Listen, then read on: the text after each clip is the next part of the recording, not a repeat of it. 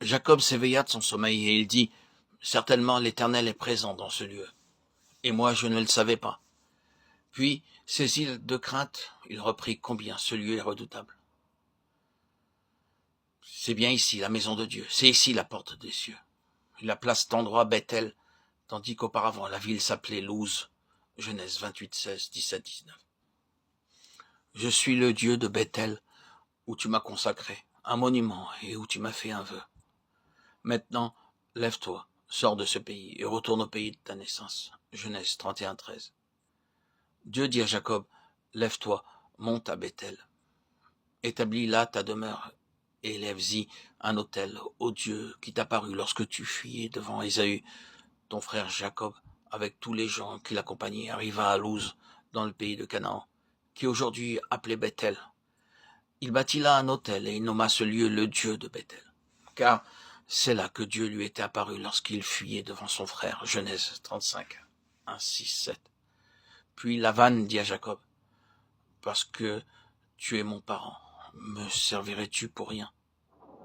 Dis-moi, quel doit être ton salaire? » Or Laban avait 2 filles, dont l'aînée s'appelait Léa et la plus jeune Rachel. Léa avait les yeux délicats, mais Rachel était belle de taille et belle de visage comme Jacob aimait Rachel. Il dit, je te servirai 7 ans pour Rachel, la plus jeune fille. Genèse 29, 15, 18.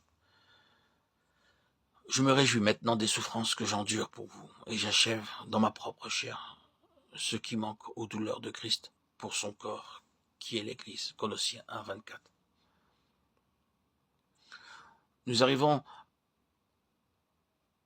à la 6e de ces opérations de la loi de l'esprit de vie en Jésus-Christ. Et nous sommes amenés à Jacob. Nous voyons ici l'action de la loi de la vie sous un aspect différent et encore plus avancé. Car nous reconnaissons déjà que chacun de ces pas est en avance sur le précédent. Nous avançons, nous entrons dans la pensée de Dieu. Nous avons le but en vue. La plénitude de la vie est devant nous.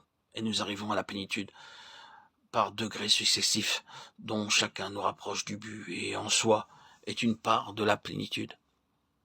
Nous avons donc à considérer ce qu'est cette nouvelle avance dans la vie représentée par Jacob. Il y a 3 choses qui ressortent plus clairement que d'autres chez Jacob. La première est le droit d'aînesse, la seconde est Bethel ou la maison de Dieu, et la troisième est le service. Tous les 3 ne sont réellement qu'une en essence, ou 3 faces d'une seule et même chose. Le droit d'aînesse, c'est la bénédiction, la plus grande bénédiction, la plus haute bénédiction, la première bénédiction. La maison de Dieu, ou pour employer la désignation du Nouveau Testament, l'Église de Dieu, est ce qui reçoit la bénédiction suprême, et cette bénédiction signifie prééminence. Nous remarquons comment cela s'accomplit pour Jacob, ce que signifia pour lui le droit d'aînesse. Ce n'est pas seulement qu'il ait reçu de la part de son père une certaine forme de parole qui représentait une bénédiction, ce n'est pas seulement qu'il ait reçu certaines choses, mais cette bénédiction l'amena à la première place, de sorte que l'aîné servit le plus jeune. Elle lui donna la prééminence, la maison de Dieu, l'Église qui est le corps de Christ, et élu en vue de cela. J'ai choisi Jacob, j'ai aimé Jacob. Malachie 1, 2. Le service est toujours lié à la maison de Dieu. Nous avons donc 3 aspects d'une seule et même chose.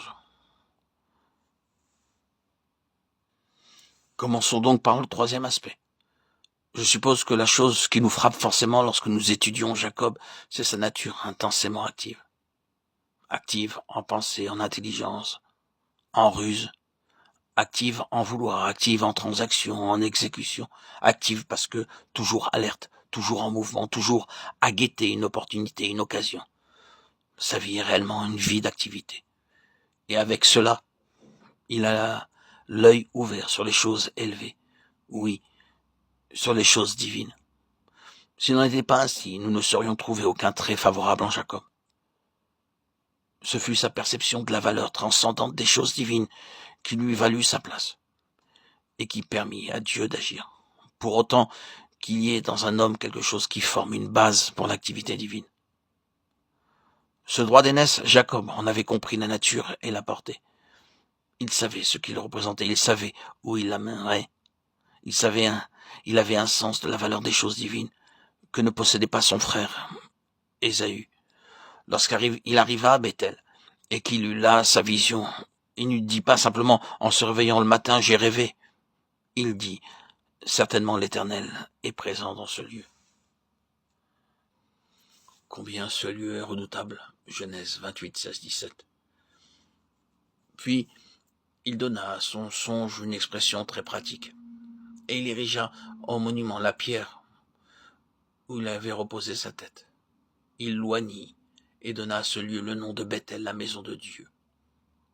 Si nous suivons Jacob, malgré tout ce que nous pouvons déplorer en lui, nous voyons que les grands pas de sa vie sont tous marqués par une perception des choses divines, par un discernement spirituel.